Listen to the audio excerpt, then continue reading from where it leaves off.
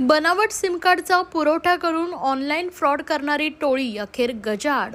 Share मार्केटच्या नावाने गुंतवणूक करण्यासाठी लाखोंची गुंतवणूक करणे तसेच व्हॉट्सॲप ग्रुपवर जॉईंट होऊन लिंकद्वारे ऑनलाईन फ्रॉड करणे या घटनांमध्ये वाढ झाली आहे। या प्रकरणी अनेक गुन्हे दाखल झाले असून ठाणे गुन्हे शाखेची सायबर सेल टीम समांतर तपास करत होती। या प्रकारांनी तांत्रिक यंत्रणांचा वापर करून पोलिसांच्या या पथकाने तिघांना बेड्या ठोकल्या आहेत। आफताब ढेबर, मनीष कुमार देशमुख आणि हाफिज अहमद उर्फ भाईजान अशी या तिघांची नावे आहेत। हे तिघेही सिम कार्ड प्रोव्हायडर असून नागरिकांची फसवणूक करून त्यांच्या नावाने बनावट सिम कार्ड तयार करत असल्याचं पोलीस तपासात निष्पन्न झालंय। हे तिघेही या सिम कार्डचा ऑनलाईन फ्रॉड करणाऱ्या टोळीला पुरवठा करत असल्याचं उघड झालंय। त्यांच्याकडून जवळपास 2600 block SIM card, 800 active SIM card, तर 30 मोबाईल, 2 राउटर, लॅपटॉप 50, तर क्रेडिट डेबिट कार्ड, 20 चेकबुक आणि रोख रक्कम असा मुद्देमाल जप्त करण्यात आला आहे। या तिघांनी हे सिम कार्ड देशातील विविध राज्यातील भामट्यांना पुरवले असून दुबई, चेन्नई, कंबोडिया, चायना यांसारख्या देशात देखील विक्री केल्याचं समोर आलं आहे। त्यामुळे ही आंतरराष्ट्रीय टोळी असून यामागे मोठं रॅकेट असल्याचा अंदाज पोलिसांनी वर्तवला आहे। त्यांनी याआधी किती भामट्यांना सिम कार्डची विक्री केली आणि किती जणांची फसवणूक केली याचा तपास सायबर सेलचे पथक करत असल्याची माहिती डीसीपी पराग मनेरे यांनी दिली आहे। सायबर सेल विभागाने एक निश्चित आणि चांगली कामगिरी केली आहे। माननीय पोलीस आयुक्त श्री आशुतोष डुंगरे, सहपोलीस आयुक्त ॲडिशनल सीपी क्राईम उगले साहेब यांच्या मार्गदर्शनाखाली सायबर सेलनी एक महत्त्वाचं जे आहे सायबर क्राईम्स घडणारे जे आहेत त्याच्यामध्ये एक मोठं युनिट जे आहे डिटेक्ट केलेलं आहे। आपल्याला बऱ्याच वेळा जे आहेत टेलिफोनवरनं भीती दाखवून किंवा तुम्ही कुठेतरी एखादा शेअर ट्रेडिंगमध्ये तुम्ही इन्व्हॉल्व्ह व्हा, तुम्हाला खूप पैसे मिळतील अशा पद्धतीचं प्रलोभन दाखवून लोकांची फसवणूक करण्याचे खूप सारे प्रकार जे आहेत हे अलीकडच्या काळात संपूर्ण महाराष्ट्र आणि भारतभरात घडण्यात आलेले आहेत। आपल्या ठाणे पोलिसांच्या सायबर सेलनी अशा पद्धतीने शेअर मार्केट फ्रॉड हे करणारे शेअर ट्रेडिंग फ्रॉड या प्रकारचे इन्व्हेस्टिगेशन करताना एक मोठी जे ब्रेकथ्रू त्यांनी मिळवलेला आहे। एक ही संपूर्ण इकोसिस्टीम जी आहे ही या सायबर फ्रॉडच्या मागे चालते हे तपासामध्ये निष्पन्न झालेलं आहे। आणि हे जे फ्रॉड करणारे लोक आहेत त्यांना सिम कार्ड प्रोव्हाइड करणारी एक मोठी गँग जी आहे ही आपल्याला हाताशी लागलेली आहे। सायबर सेलनी जवळपास 700 ते 800 फोनचा अभ्यास करून आणि त्याच्यानंतर ज्या कुठल्या फोन्सवरनं त्यांनी केलेले आहेत ते सगळे आयडेंटिफाय करून छत्तीसगडमध्ये एक मोठी कारवाई केली आहे। आणि आफताब ढेबर आणि मनीष कुमार देशमुख हे 2 आरोपी जे आहेत ताब्यात घेतलेले आहेत।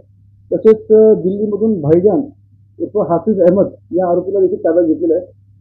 हे 3 लोक जे आहेत हे आपले जे काही इनोसंट जे सिम कार्ड बायर्स आहेत त्यांचा डेटा इलिगल पद्धतीने त्यांच्याकडून हस्तगत करून त्यांच्या नावाचा आणि त्यांच्या कागदपत्रांचा गैरवापर करून ते डुप्लिकेट त्यांच्या नावाचा वापर करून सिम कार्डचे बनवत होते।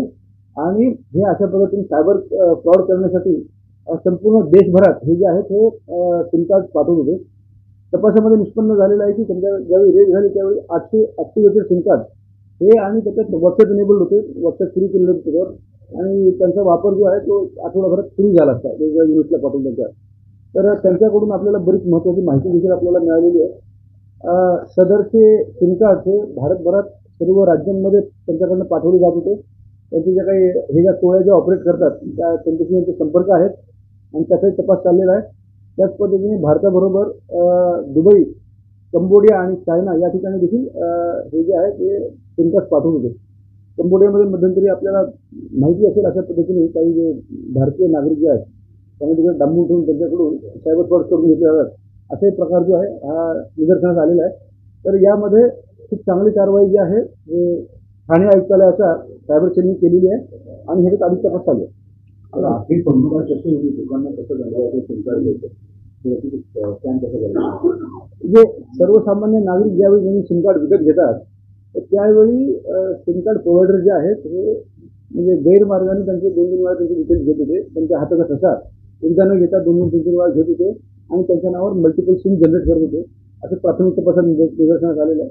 तसेच फिजिकल त्यांची जी कागदपत्र आहेत त्यांच्याही झेरॉक्स मारून ते 2-3 वेळा वापरून त्यांच्याकडे जनरेट करत होते असे निदर्शनास आलेलं आहे। तर ह्याच्यामध्ये अधिक इन्व्हेस्टिगेशन चाललं आहे आणि अशा पद्धतीने त्यांनी आतापर्यंत किती किती सिम कार्ड प्रोव्हाइड केली आहे त्याच्याबद्दल सुद्धा आम्ही तपास करतो. तर अशा प्रकारचे बरेच फ्रॉड होतं, नागरिकांना आव्हान करायला. मी सर्व नागरिकांना सांगू इच्छितो की आपण सगळ्यात पहिलं कुठल्याही भीतीला बळी पडू नका. आपल्याला फोन करून कोणा एजन्सीच्या नावाने किंवा आपल्या नावाचं कोणी कुठलं पार्सल सापडलेलं आहे, त्या ड्रग्ज मिळालेला आहे, एवढे पैसे भरा, तेवढे पैसे ट्रान्सफर करा, असं कुठल्याही धमकीला बळी पडू नका. वरिष्ठ अधिकाऱ्यांची वेगवेगळ्या विभागातल्या लोकांची नावं वापरून फसवणूक केली जाते.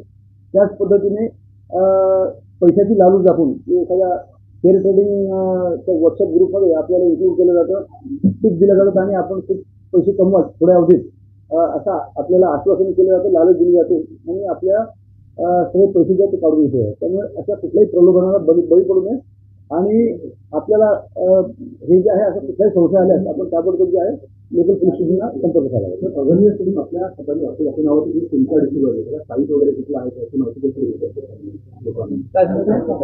एक टॅपटॉप नावाची सेंट्रल गव्हर्नमेंटची वेबसाईट आहे, तिथेही आपण या संदर्भात जे आहे या संदर्भात माहिती प्राप्त करू शकता.